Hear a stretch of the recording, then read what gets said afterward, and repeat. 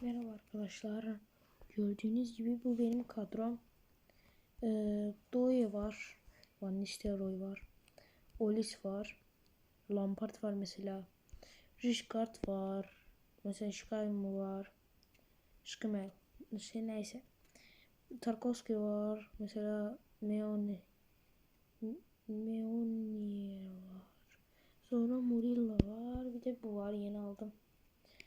Aslında Joao Cancelo vardı da onu koymadım çünkü o biraz zayıf malum. Mesela Doğu'ya kartını göstereyim size. Güçlerini falan. Nerede oynayabiliyor.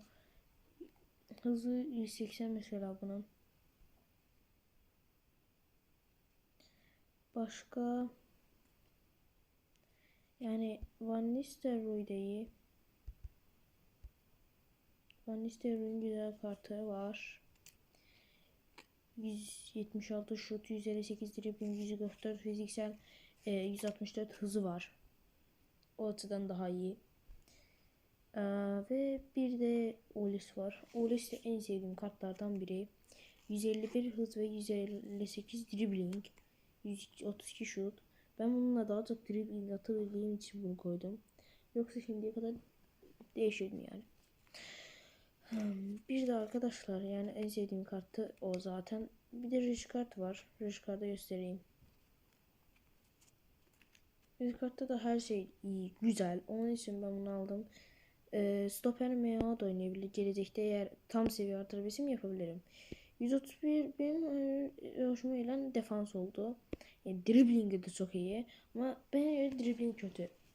Yani mesela söylerseniz niye dribbling kötü söylerseniz. Çünkü dribbling bana mesela Doğu evin dribbling. Çok iyi. Ama mesela Van Nistelrooy'a bakın. Onda da iyiydi sanki dribbling de. Atılmadı. Van Nistelrooy'un dribbling'i 150'den yukarı. Yani arkadaşlar oluşum farkı bu. Van Nistelrooy 158, Olis de 158. Yani 110 ile 118 genin aynı dribblingini taşıyor. Ama fark var. Birinin antrenmanı 24, birinin antrenmanı ise 22 derece. Bakın bunda bu var. Burada ise bu var. Yani arkadaşlar vs atmak isteyen gelebilir vs atmaya. Hatta hesabımı göstereyim. Bak bu hesap. Şekil de bu şekil. Hesap da bu hesap. Vs atmak isteyen gelsin atsın.